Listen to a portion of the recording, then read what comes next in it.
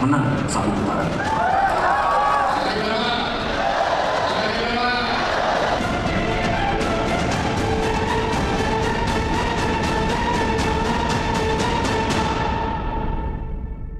Ya, Anda masih menyaksikan Kabar Petang pemirsa dan tentu masih bergabung narasumber kita sore hari ini. Kalau tadi pasangan nomor urut 1 dan 2 sudah, bagaimana dengan pasangan nomor 3, Mas Guntur? Optimiskah akan menang satu putaran? Ya, Assalamualaikum warahmatullahi wabarakatuh. Ya, kalau masyarakat, kalau warga Indonesia berkehendak memilih Pak Ganjar 50+1, kemudian Allah SWT menakdirkan, ya bisa satu putaran. Dan kami juga sampai sekarang juga berusaha untuk meningkatkan kembali beberapa kantong-kantong suara yang kita lihat ada titik lemah. Misalnya ada di wilayah Banten dan alhamdulillah kemarin Abu Yamuh tadi sudah memberikan dukungan kepada Pak Ganjar dan Pak Mahfud. Kemudian juga kemarin juga Prof Mahfud memberikan ceramah kebangsaan di organisasi terbesar yang terkuat di Banten yaitu di Matlaul Anwar, alhamdulillah. Kemudian juga ke Papua, kemudian juga ke NTT sambutan yang luar biasa. Jadi kalau kami melihat bagaimana sambutan masyarakat, kemudian sekali lagi dengan syarat bahwa warga negara Indonesia memilih 50+1, kemudian juga Tuhan berkehendak, ya bisa saja menang satu putaran. Demikian, Mbak.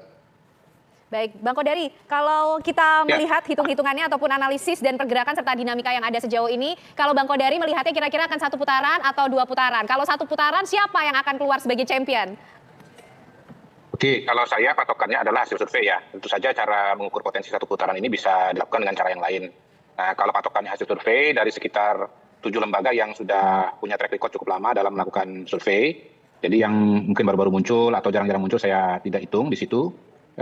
Itu semuanya, bukan semuanya, sebagian besar itu menunjukkan bahwa yang unggul adalah Prabowo Gibran. Dan kalau saya lihat tren suaranya itu dari akhir Oktober ke awal November, itu tren suaranya itu melebar ya. Prabowo naik, lalu kemudian Ganjar kecenderungannya turun, dan beberapa survei menemukan ada tren Anies naik agak sedikit ya. Nah, apakah kemudian tren ini akan bisa tembus angka 50%? Tentunya kita perlu lihat data berikutnya, mungkin katakanlah sekitar awal Desember ini gitu.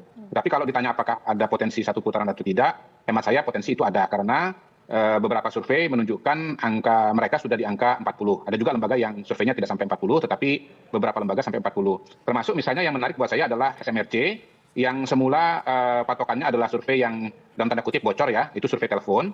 Angkanya di situ kalau tidak salah sudah mencapai berapa, 43 atau 45. Tapi kemudian terakhir SMRC juga mengeluarkan survei mereka, yang kira-kira turun lapangannya nggak terlalu jauh beda dengan survei telepon yang dalam tanda kutip bocor itu. Memang tidak disebut langsung angkanya berapa, tetapi saya menduga angkanya sekitar 40-an% juga ya, mungkin 43 atau 44 lah untuk pasangan Prabowo Gibran, dan pasangan lain itu sekitar 20-an ya, kemarin yang dirilis oleh Prof Saipul ya beberapa waktu yang lalu. Jadi saya kira kalau patokannya angka-angka ini, maka kemudian potensi satu putaran itu bisa terjadi. Tapi sekali lagi tentunya harus dibandingkan atau dilihat dengan survei pada bulan Desember. Apakah tren itu bisa terjadi atau tidak. Jadi pertanyaan tadi, potensi satu putaran itu ada, bolanya atau momentumnya sekarang di pasangan Prabowo Gibran. Oke, Bang Kodari, mungkin singkat saja Bang, sebelum ke narasumber yang lainnya. Kalau potensi satu putaran itu ada, ini kan hitungannya berdasarkan psikologis survei. Tapi apakah psikologis survei ini juga merepresentasikan psikologis partai politik? Karena ada 3 kandidat capres-cawapres ya nanti yang akan bertarung dalam kontestasi Pilpres. Bisakah merepresentasikan psikologis partai politik pengusung maupun pendukung? Ya, kalau kita bicara Pilpres kan kita bicara suara masyarakat ya, bukan suara partai politik. Tentu partai politik bisa mempengaruhi suara pemilih. Walaupun dalam konteks Indonesia ada fenomena yang disebut sebagai split ticket voting, di mana masyarakat itu memilih presiden itu bisa berbeda dengan partai politiknya.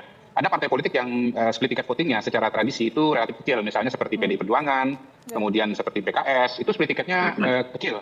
Ya, artinya mungkin dari 100% pemilih PDI, misalnya yang tidak memilih Ganjar itu katakanlah misalnya 20% atau bahkan 10% atau bahkan 5%. Tetapi sebagian partai politik yang lain itu punya kecenderungan split ticket yang besar.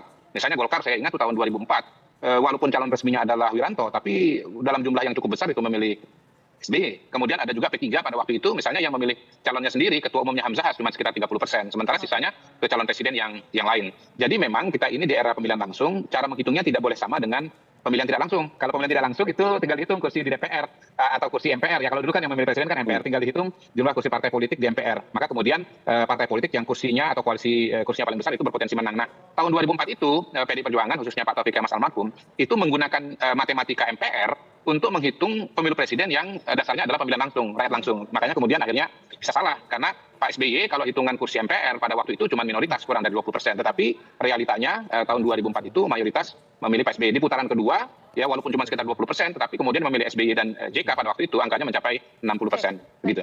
Oke, baik, kita kembali ke pasangan nomor urut 1. Mas Teguh, ini ada kemungkinan bisa saja pilpresnya berlangsung hanya 1 putaran. Nah, kalau kemungkinannya seperti ini, sudahkah dilakukan pemetaan? Daerah-daerah mana kemudian yang akan betul-betul diupayakan untuk bisa memenangkan suara bagi pasangan nomor urut 1?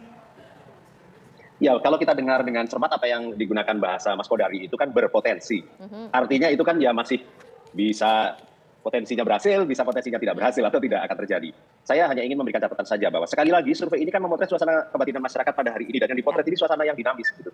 Kita beberapa kali juga menemukan fakta bahwa survei-survei yang digunakan tersebut atau yang dipakai dalam pilkada misalkan ternyata hasilnya berbeda dengan temuan survei oleh lembaga survei begitu. Salah satunya saya kira yang paling legendaris adalah pilkada DKI ya. Apa yang saya ingin katakan bahwa kemudian sekali lagi ini suasananya masih dinamis, kita melihat secara objektif, masyarakat kemudian tentu akan juga terus mengkritisi atau kemudian juga meneliti secara objektif kandidat masing-masing. Kita harus ingat, kita ini milih calon presiden, milih calon wakil presiden, milih orang nomor 1, orang nomor 2, tidak boleh pilih sembarangan. Dan satu hal yang saya ingin berikan catatan, yang tidak boleh adalah saya menggunakan kata dalam petik ya, mengintimidasi masyarakat dengan hasil-hasil survei tersebut. Untuk kemudian masyarakat menjadi FOMO.